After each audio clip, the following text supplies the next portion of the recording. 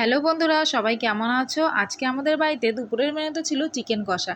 তাই চিকেন কষা বানাবো বলে ভাবলাম তোমাদের সঙ্গে একটু শেয়ার করি। তো দেখো, আমি চিকেনগুলোকে কিন্তু পরিষ্কার করে ধুয়ে নিয়েছি। আর এবারে চলো চিকেনটাকে ম্যারিনেট করে নিই। আর বেশি কথা বলবো না, চিকেনটাকে এখন মশলার সঙ্গে ম্যারিনেট করব আর তোমাদের সঙ্গে শেয়ার করব। তার জন্য আমি নিয়ে নিয়েছি চিকেন এবং আদা বাটা। আমি 1 চামচ আদা বাটা দিয়ে দিয়েছি, দিয়ে দিলাম 1 চামচ রসুন বাটা। এরপরে আমি দিয়ে দেবো পরিমাণ মতো হলুদ গুঁড়ো। এরপরে আমি অ্যাড করব স্বাদমতো লবণ। আমার তো চিকেন কষাটাই খেতে ভালো লাগে, চিকেনের ঝোলের থেকে আমার মনে হয় যেন কষাটাই বেস্ট। কি বলো তোমরা? তোমরা কে কে চিকেন কষা খেতে ভালোবাসো অবশ্যই কিন্তু কমেন্ট করে জানিও। এবারে আমি দিয়ে দেবো অল্প একটু পরিমাণে শাহি গরম মশলা গুঁড়ো। এরপরে দিয়ে দেবো আমি সর্ষের তেল।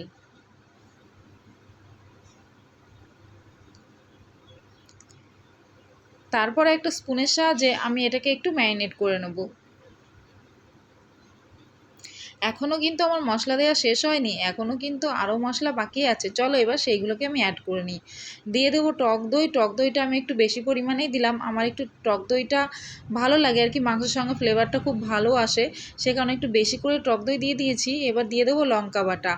আমি এখানে লঙ্কা আর জিরে ভিজিয়ে রেখেছিলাম, সেটারই পেস্ট করে আমি মাংসের মধ্যে দিয়ে দিলাম। চলো এবার এটাকে আমি একটু ভালো করে ম্যারিনেট করে নিই। দেখো আমার ম্যারিনেট করা হয়ে গেছে, এবার আমি ওটাকে রেস্টে রেখে দেবো কিছুক্ষণের জন্য। আর এখানে আমি ডুমো ডুমো করে আলু কেটে নিয়েছি একটা টমেটো কুচি, আর নিয়েছি পেঁয়াজ কুচি। আর এদিকে আমি একটা বড় কড়াই বসিয়ে দিয়েছি আর দিয়ে দেবো সর্ষের তেল। এবার এই তেলের মধ্যে দিয়ে দেবো সামান্য পরিমাণ লবণ আর হলুদ গুঁড়ো। তারপরে আমি কিন্তু একে একে আলুগুলোকে ছেড়ে দেবো তেলের মধ্যে। সবগুলো আলু আমার দেয়া হয়ে গেছে। এরপরে কিন্তু আমি একটু নাড়াচাড়া করে আলুটাকে ভালো করে ভেজে নেব।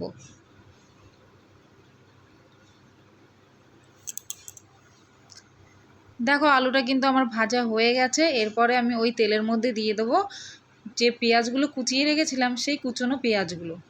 তারপরে আমি পেঁয়াজগুলোকে একটু হালকা হাতে নাড়াচাড়া করে একটু ব্রাউন শেপে ভেজে নেব। দেখো পেঁয়াজগুলো কিন্তু আমার ব্রাউন করে ভাজা হয়ে গেছে। এবার যে আমি মাংসটা ম্যারিনেট করে রেখেছিলাম, সেই মাংসটা কিন্তু আমি দিয়ে দেবো ওই পেঁয়াজ ভাজার মধ্যে। অনেকে অনেক স্টাইলে রান্না করে, অনেক পদ্ধতিতে অনেকেই রান্না করে। আমি যেভাবে রান্না করলাম সেটাই তোমাদের সঙ্গে শেয়ার করলাম। তোমাদের কেমন লাগলো অবশ্যই কিন্তু কমেন্ট করে জানিও। দেখো মাংসটা কিন্তু আমি দিয়ে দিয়েছি, আর যে আমি গামলার মধ্যে মাখিয়েছিলাম সেই গামলাটা আমি ধুয়ে একটুখানি জল আমি কিন্তু মাংসর মধ্যে অ্যাড করে দেবো। আর এই চিকেন থেকে যে পরিমাণে জল বেরোয় তাতে করে আর চিকেনের মধ্যে জল দেওয়া লাগে না, দিলে স্বাদটাই পুরো নষ্ট হয়ে যায়। কি বলো বন্ধুরা?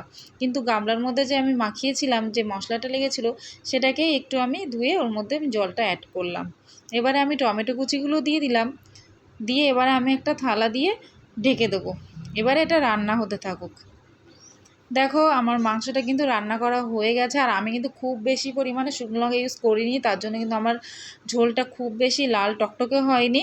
আর আমি কিন্তু এবারে শাহি গরম মশলা গুঁড়োটা কিন্তু অ্যাড করে দিলাম, আর আমার চিকেনের কষা কিন্তু রেডি। কেমন লাগলো ভিডিওটি অবশ্যই কিন্তু কমেন্ট করে জানিও। আর তোমাদের বাড়িতে আজকে কী কী মেনু হয়েছে সেটাও কিন্তু কমেন্ট করেই জানিও। টাটা বন্ধুরা, আবার ফিরে আসছি নেক্সট ব্লগ।